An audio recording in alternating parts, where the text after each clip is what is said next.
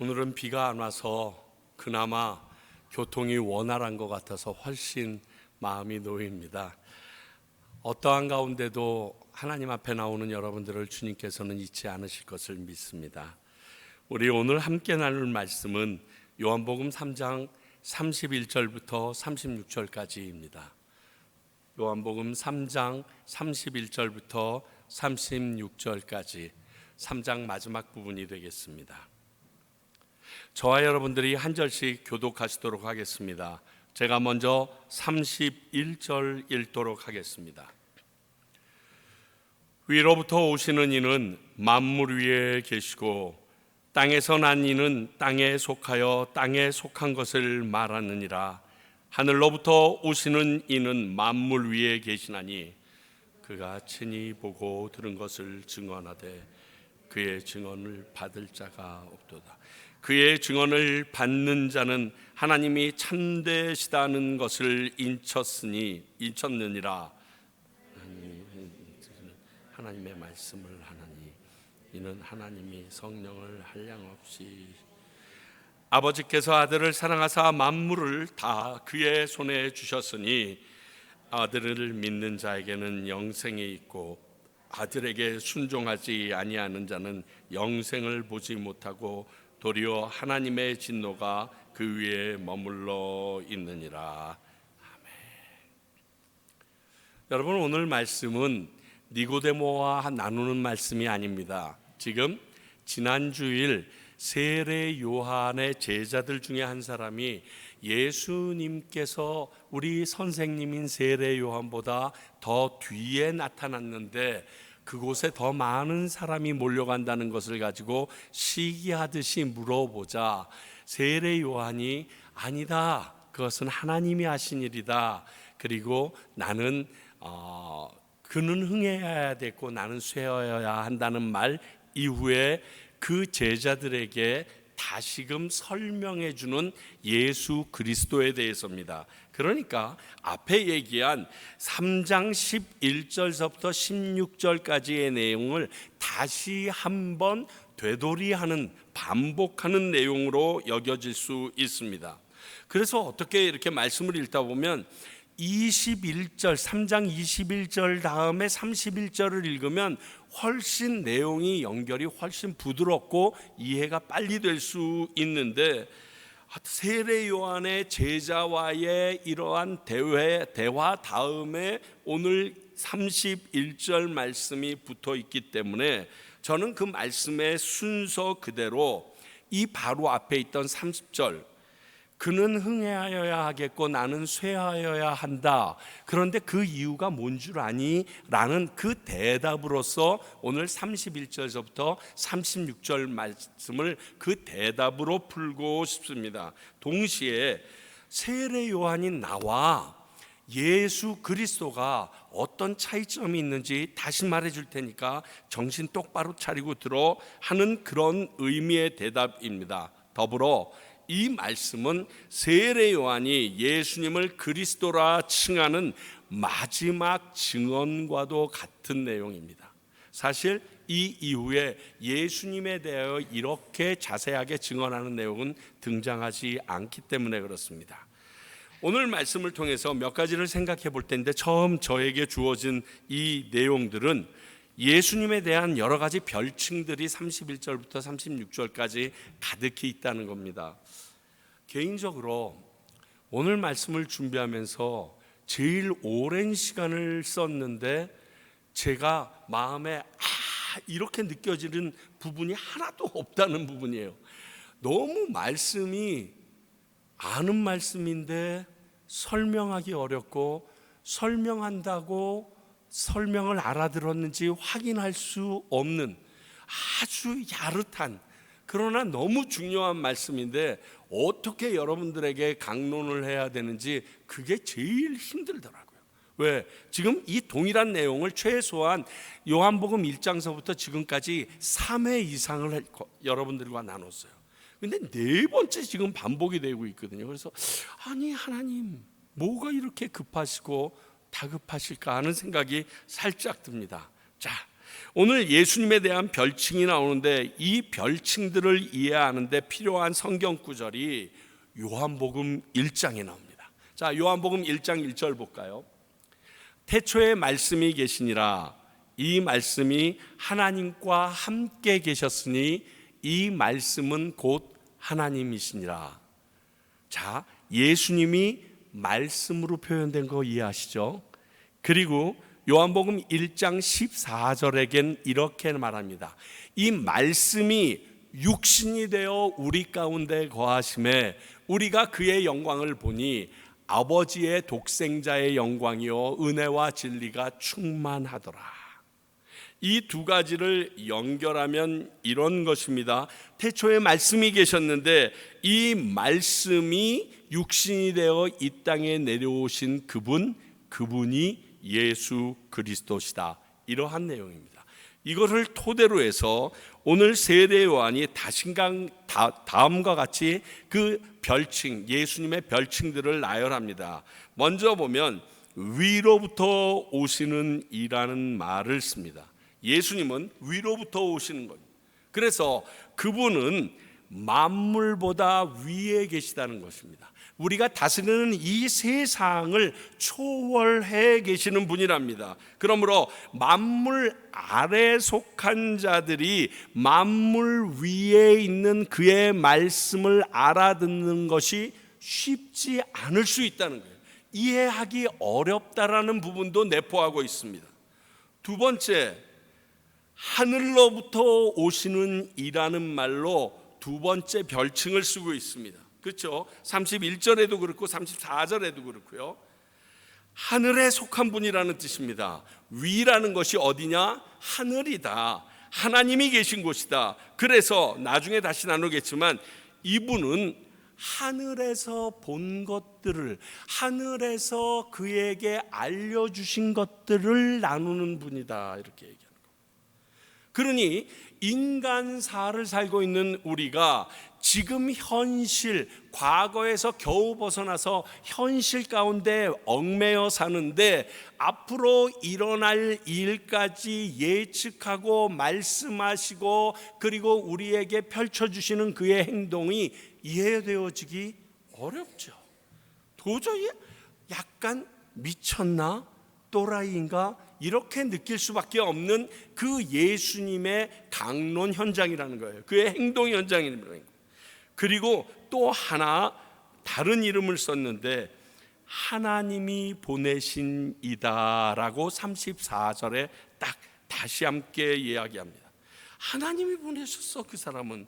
그리고 35절에는 그러를 하나님이 보내신 하나님의 아들이라고 불림을 받을 거야, 이렇게 얘기하고 있어요. 그래서 그 아들에게 모든 만물의 통치권을 맡기셨다라고 오늘 세례 요한은 그의 제자들에게 알려줍니다. 자, 나는 그가 오실 것을 알려주는 외치는 소리에 불과하고 그는 오시기로 약속하셨던 구약에 그 적혀있던 시편과 이사야에 적혀있던 그분이 바로 예수 그리스도야. 그러니 나에게 사람들이 몰리는 게 합당하겠니? 그에게 사람들이 몰리는 게 합당하겠니? 그러니까 나에게 몰리면 문제가 있는 거야. 예수님에게, 하나님의 아들에게, 하늘로부터 오신 이에게, 위로부터 오신 이에게, 하나님이 보내신 그분에게 가는 게 당연해. 그러므로 그는 승해야겠고 나는 쇠퇴해지는 것이 당연한 결과야 말합니다. 그리고 더 중요한 것은 이 하나님이 보내신 그 아들에게 영생에 대한 모든 능력을 맡기셨다는 거예요. 그 아들이 영생을 줄 수도 있고 앗아가실 수도 있는, 아니 주지 않으실 수도 있는 그 권력이 그에게 있음을 마지막 36절에서 천명을 합니다. 한마디로 땅에 오셔서 살고 계셨으나 하늘에 계신 하나님의 아들로 계시다가 이 땅에 내려오신 하나님의 모든 속성을 지니신 분이 예수이시고 그분이 그리스도라는 거예요. 그러니까 지금 너희들이 비교하는 그것 자체가 말이 안 돼. 내가 나를 떠나서 그에게로 가기를 원했던 제자들에게 기쁘게 가라고 했던 이유가 여기 있어. 왜? 나는 사라져야 소리는 사라져버리고, 소리는 요즘에 우리가 녹음기나 있으니까, 핸드폰에 녹음 시스템에 있으니까 남아있죠. 소리는 남아있지 않고 사라져가는 것이기 때문에 그렇습니다. 자, 오늘 말씀에서 두 번째로 제가 마음에 콱 와서 닿는 게, 그의 증언을 받는 자도 있고 거부한 자도 있다라고 32절 33절을 통해서 얘기합니다. 이 예수님의 말씀, 그분이 구세주이며 하나님의 아들이심을 믿는 자들과 그분을 인정하지 않는 자들이 있다라는 말입니다. 자, 예수님께서 이 땅에 오셔서 무슨 얘기를 한다고 지금 세례 요한이 얘기합니까? 하늘에 속한 것을 말한다고 얘기합니다.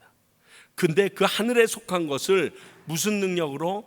성령의 능력으로 말한다고 얘기했어요. 그 성령이 조금 있다가 많은 게 아니라 무한히 부어주는 성령으로 얘기하시는 분이 지금 예수님이라고 말하고 있습니다. 하나님께서 그에게 무한한 성령을 부어주셨기 때문에 그는 입을 열면 성령, 즉 하나님의 것만 이야기한다는 것입니다. 여러분, 이렇게 생각해 보시면 됩니다. 사람들이요, 자신이 직접 경험하지 못한 것에 대해서 들리는 말은요, 그 말을 듣고 추정하거나 어떤 것은 나 모르겠어 라고 얘기합니다. 그렇지 않나요?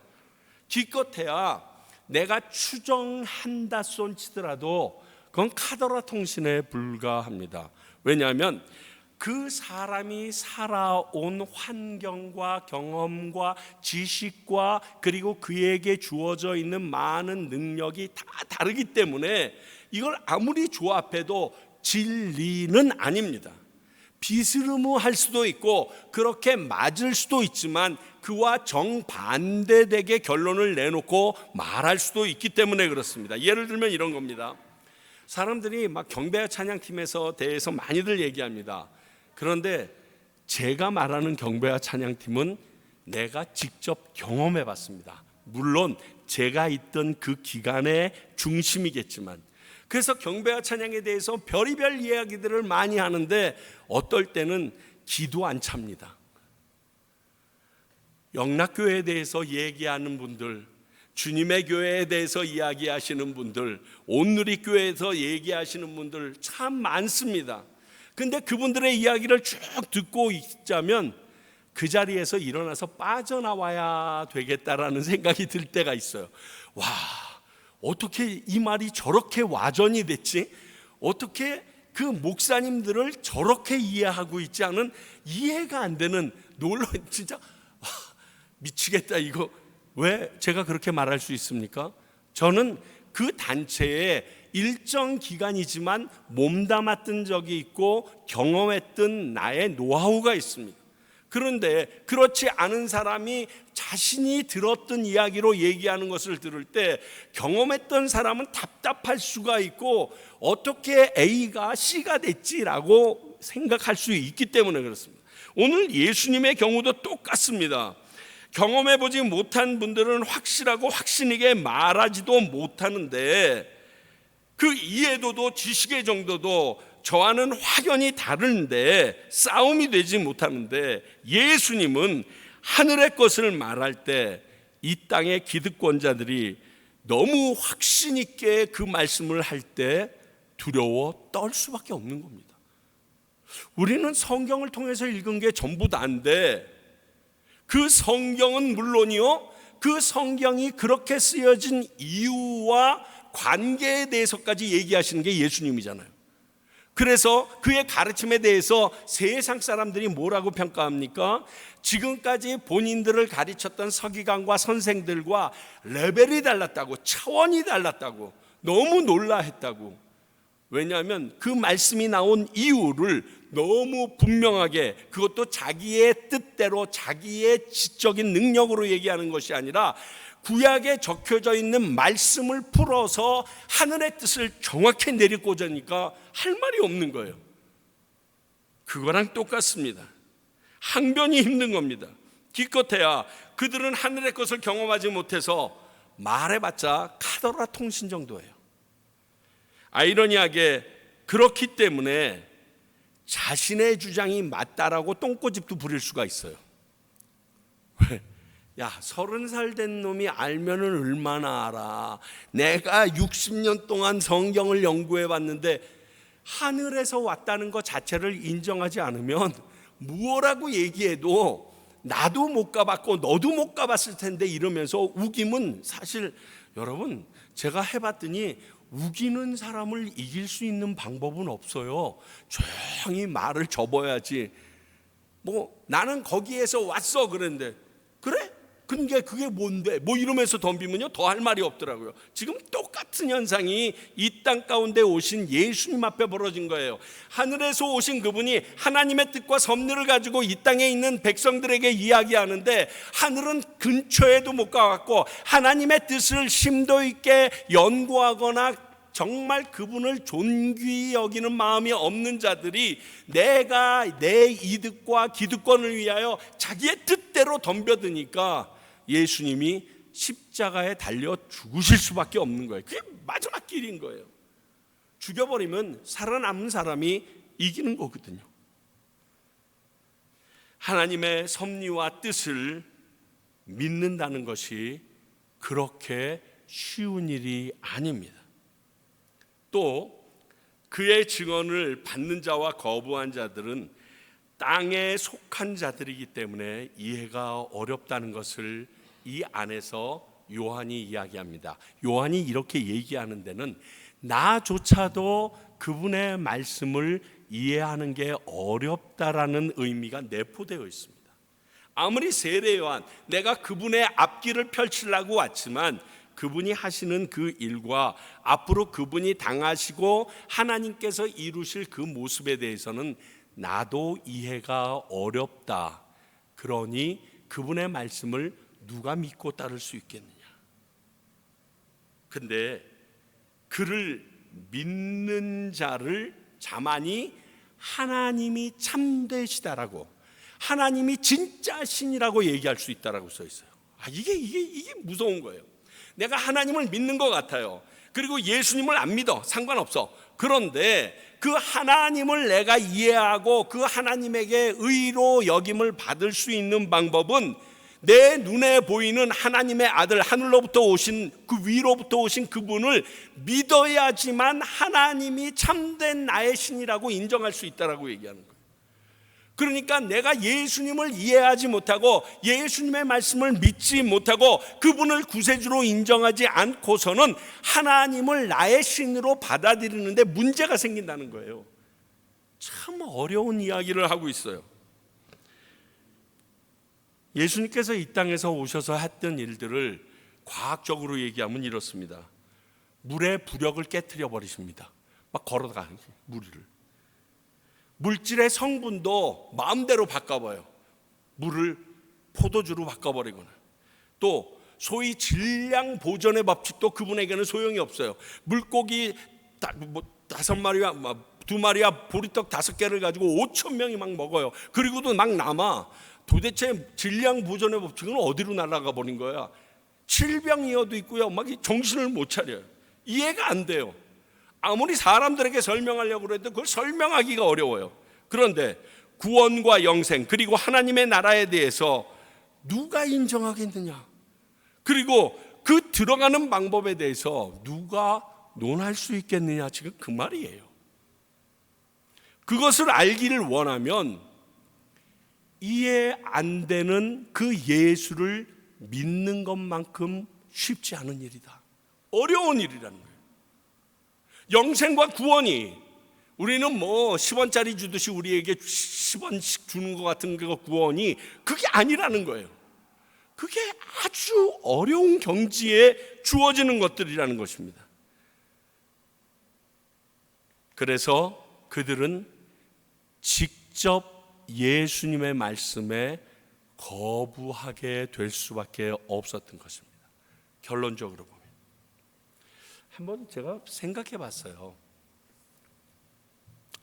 내가 예수님이 이 땅에 오셨을 그 당시에 제법 성경도 좀 아는 서기관이나 바리새인이었다고 칩시다.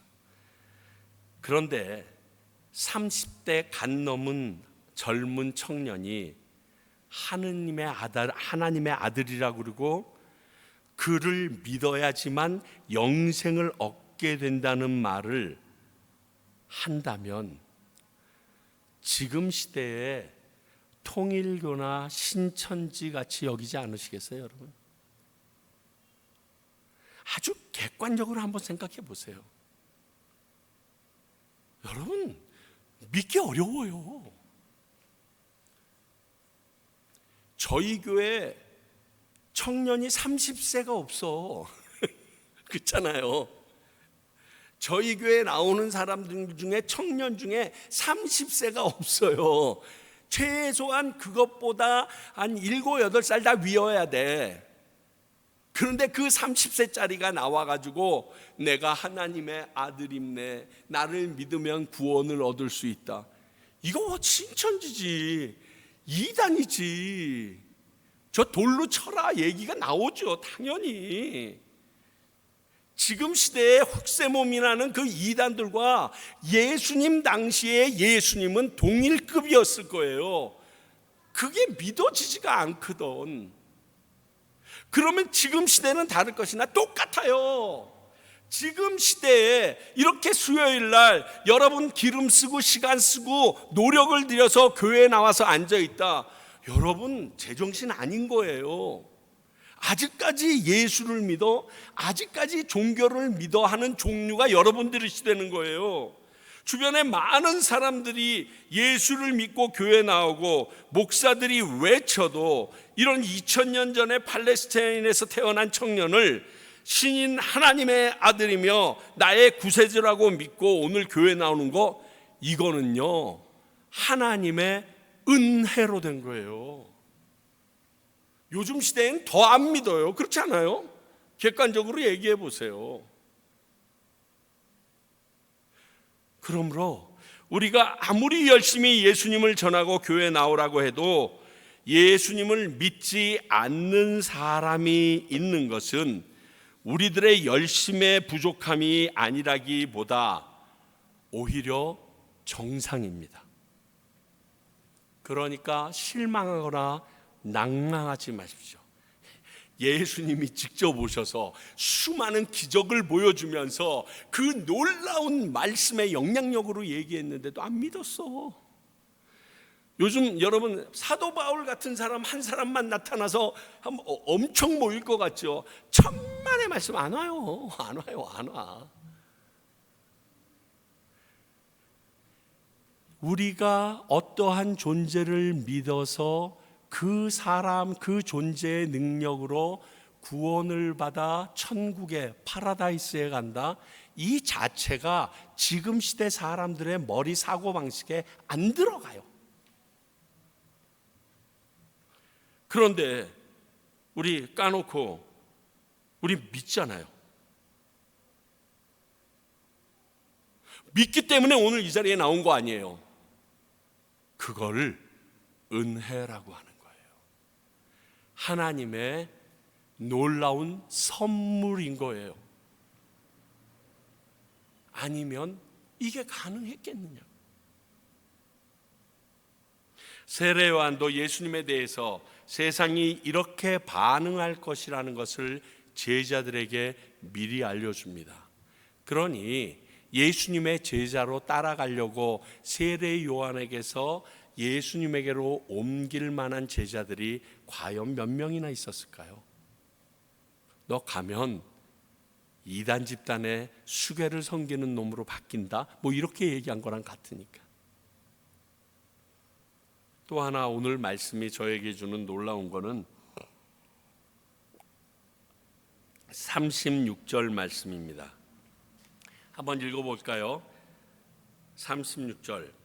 아들을 믿는 자에게는 영생이 있고 아들에게 순종하지 아니하는 자는 영생을 보지 못하고 도리어 하나님의 진노가 그 위에 머물러 있느니라. 여러분, 이 믿는다는 단어와 순종이라는 단어를 혼용해서 쓰고 있는 거 보이십니까? 동일한 단어로 지금 여기고서 쓰는 거 보이십니까? 자, 제가 이렇게 읽어도 오늘 말씀에 전혀 위배되지 않습니다. 아들에게 순종하는 자에게는 영생이 있고 아들에게 순종하지 아니하는 자에게는 영생을 보지 못하고, 이렇게 읽어도 아들을 믿는 자에게는 영생이 있고 아들을 믿지 아니하는 자는 영생을 보지 못하고 얘기해도 전혀 문제가 없잖아요. 오늘 믿는다는 말과 순종이라는 말을 동의어로 사용하고 있는 세례 요한의 모습을 봅니다. 이렇다면 이것은 우리가 지금 열심히 토요일 날마다 같이 나누고 있는 야고보서에 믿음은 행함이 있어야 하고 행함이 없는 믿음은 죽은 믿음이라고 얘기했던 거랑 동일한 말이 됩니다. 그러니까 야고보 이 장로님께서 오늘 그렇게 이야기하고 역설할 수 있었던 근거를 찾는다 그러면 요한복음 3장 36절이 되는 겁니다. 믿는 사람이 순종하지 않을 수 없고 순종하지 않는 사람이 믿는다고 말하는 것이 거짓이다. 이렇게 읽어도 틀린 말이 아니죠.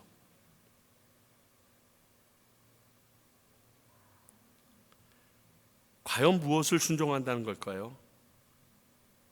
그것은 그에 대한 하나님의 말씀, 즉 예수 그리스도에 대한 하나님의 말씀을 얘기합니다. 조금 넓히 보면 그 아들 예수 그리스도의 말씀과 가르침을 순종하는 것을 말합니다. 그러한 자에게는 영생이 있는 거예요. 그렇다면 과연 나는 영생이 있는 자일까? 우리 한번 오늘 이 시간 생각해 봐야 돼요. 지금 내가 믿는 예수님이라는 것을 제대로 믿음을 가지고 있는 사람인가가 굉장히 큰 숙제로 동일하게 남게 됩니다. 믿음에 대한 질문을 던져주고 있습니다. 영생을 얻는 방법이 오늘 말씀에서 이 하나님의 아들 예수를 믿고 순종하는 자들에게 영생이 있다라고 얘기했기 때문입니다. 제 기억으로는요, 예전에 교회에 가면 할머니 따라서 어머니 손잡고 교회 가게 되면 천국이나 구원이나 영생에 대해서 되게 많이 말했던 것 같아요. 그렇지 않아요, 여러분? 맨날 나는 구원 열차 올라타고서 뭐 며칠 후, 그것도 너무 좋아하시면서 부르셨던 거 기억이 나거든요. 근데 요즘은 그런 종말론적인 말보다 여러분이 살고 있는 이 땅에서 어떻게 살면 평안을 누리고 하나님의 축복을 받고 행복하게 살 수 있는가, 이런 말씀이 훨씬 더 많이 전하여집니다. 그리고 오시는 성도분들도 그런 말씀을 더 선호합니다. 종말이니 지옥이니 천국인지 심판 이런 얘기 좀 하지 마시고요, 내가 지금 살고 있는 이 땅에서 어떻게 하면 하나님의 은혜를 누리고 축복을 누리고 살고 있는지 그것만 얘기해 달라고 얘기하는 경우가 좀 심한 것 같아요. 여러분, 그냥 꽉 죽어버리면 좋겠어, 이런 말 하는 사람이요, 이 땅에서 잘 나가고 누리는 사람들일까요? 아니에요. 예전에 한국 사회가 굉장히 어려웠거든요. 진짜 꽉 죽어버리고 싶은 사람들만 많이 모여서 앉아 있었던 게 교회였던 것을 전 기억해요. 피난 내려오셔서 살면서 치이고 채이고 차이고, 그리고 많이 가진 사람들은 더 많이 가지려고 하고, 그래서 없는 사람들은 계속 밥 한 끼 먹는 것이, 식사하셨습니까? 진지 드셨어요? 이게 인사가 될 정도로 살았을 때는 천국의 소망을 갖고 있어요. 미국도 똑같아요. 흑인 연가가 나왔을 그 시대는 진짜 흑인들이 노예로 살 때, Swing low, sweet cherry, 나는 천국에 가고 싶어, 그 마차 타고 가고 싶어. 내가 그 나라에 가면 주님께서 나에게 기뻐하실 거야. 그래서 그걸 흥겹게 찬양하면서 그 채찍에 맞아가면서도 천국을 소망하고 살았는데, 요즘엔 이 땅에서 놓치고 싶지 않은 게 너무 많아. 조금만 더 누리고 가지 뭐 벌써 죽어. 죽는 게 무슨 대수라고. 지금 애들도 제대로 안 컸는데 막 별 생각을 하면서 이 장소에 더 있길 원하는 사람들이 훨씬 더 많아요. 그런데 여러분, 아무리 이 땅에서의 삶이 윤택하고 좋아졌다고 해도 우리 모두 죽게 되고요, 그것도 내 의지와 내가 원하는 시간이 아니라 아무도 모르는 그 시간에 죽게 되고요, 그 뒤에 심판을 겪게 되므로 영생의 가치, 구원을 논하게 되었다는 사실은 저버릴 수 없는 사실이에요. 여러분, 제가 요즘에 저희 아내에게 많이 얘기를 하거든요. 여보, 암만 해도 당신이 나보다 한 주일이라도 더 살아줘야 될 것 같아. 그러면 항상 저희 아내는 피식 웃어요. 내 맘대로 그게 되냐? 하나님 마음이지. 여러분, 이거 기억하셔야 돼요. 여러분, 비행기 탔는데 이코노미석 딱 가지고서 비행기 딱 타려고 들어갔는데 갑자기 앞에서 승무원이 죄송하지만 오늘은 비즈니스석 타세요. 그러면 안 가실 분. 퍼스트 가세요. 아유, 나 안 갈래요. 이럴 분 없을 거예요. 왜? 훨씬 더 좋으니까. 훨씬 더 편안하게 갈 수 있다는 걸 잘 알고 있기 때문에, 그곳이 너무 좋은 곳이라는 걸 알 수 있기 때문에. 그런데 자, 오늘 천국 갈 사람 손 들으세요. 오늘 저녁에 예배 마치면서 바로 주님 앞으로 가기를 원하시는 분 손 들어주세요. 조금만 더 있다 집에 도착해서요, 뭐 이 정도까지 얘기하지 않으실까요?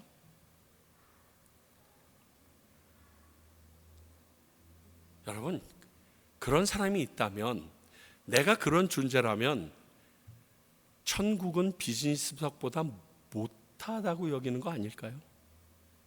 물론 아직 사랑하는 사람이 예수님을 모르고 있기 때문에 그에게 전도하기 위해서나 남겨진 가족들이 걱정돼서 머뭇거릴 수 있습니다. 그러나 진짜 천국이 있음을, 영원한 생명과 구원의 존재함을 믿지 못해서는 아닐까도 생각해 보아야 합니다. 남아있는 그 사람도 나의 노력이 아닌 하나님의 섭리로 결정될 건데, 내가 머뭇거리고 있다고 해결될 일이 아니거든요. 나의 구원도 나의 노력도 아니고 나는 구원받았는데, 그 사람 역시 내가 지금까지 노력해 왔다면 하나님께서 지속적으로 영향을 발휘하셔서 그를 구원하실 것이라는 믿음에 그냥 내버려 두어야 되는 게 우리들의 바른 자세이거든요.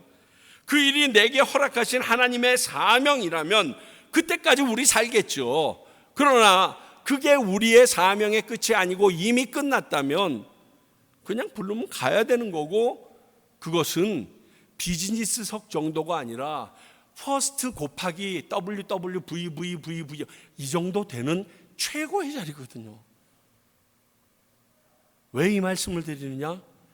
우리에게 천국의 소망, 구원에 대한 열망, 하나님 나라에 대한 간절함이 있는지 모르겠다는 거예요. 그 믿음이 진짜 있는 자들인가? 그러면 더불어서 생각할 게 있습니다. 그게 있다면 지금 나의 삶, 그리고 내가 가장 중요하게 추구하는 것, 이것도 바뀌어야 돼요. 왜? 그분이 다 아시잖아요. 눈 딱 떠서 그분 앞에 서면 낱낱이 드러나잖아요.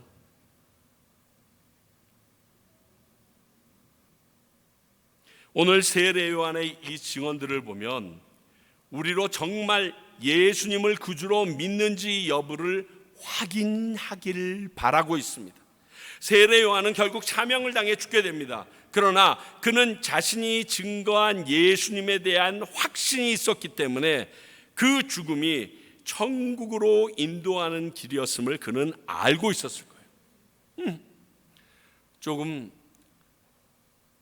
조그만 기집애 청원 때문에 이렇게 죽는 게 좀 뭐하다만 내일이 여기서 끝났군, 이렇게 여길 사람이에요.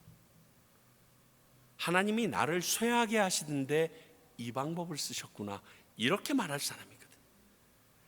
그런 믿음으로 자신이 들어간 영생에 들어가기를 원하면서 제자들에게 오늘 이 말씀을 나누고 있는 우리들에게 다시 당부한 내용이 오늘 말씀이라는 것입니다. 근데 점점 말씀이 간결해지고요, 명확해지는 듯한 느낌 못 느끼세요? 어떨 때 말을 간단 명료하게 합니까? 때가 급할 때. 저는 말씀을 짧고 단답형이 되면 두렵습니다. 이제 곧 결론이 드러날까 봐요. 하나님께서 너 나 위해서 무엇을 하다가 왔니? 내지 네가 나를 믿는다면서 어떤 삶을 살다가 왔니? 하고 물으실 그 질문에 답할 준비가 되어 계십니까?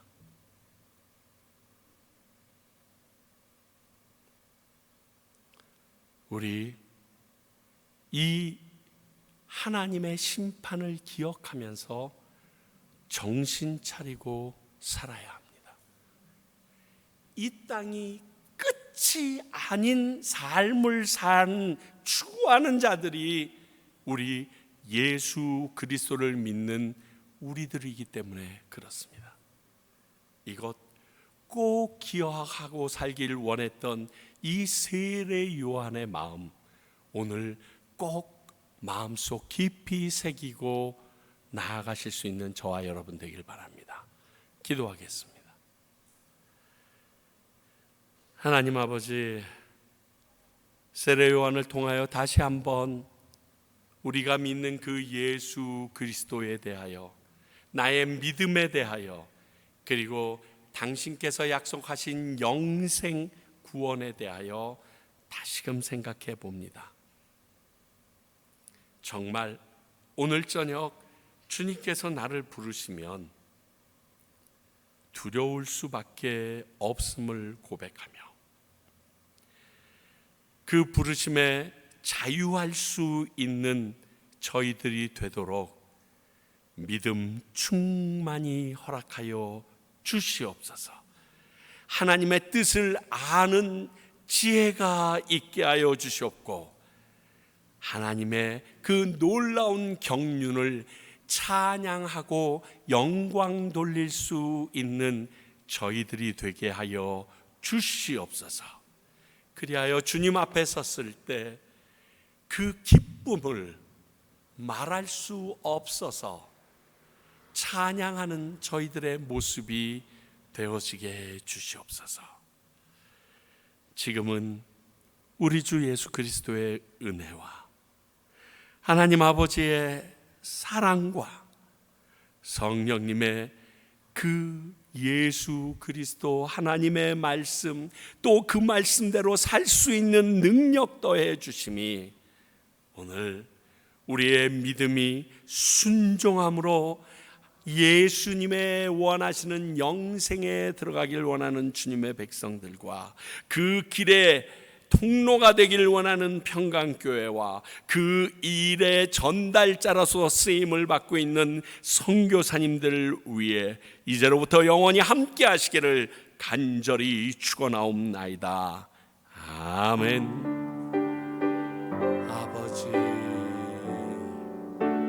아버지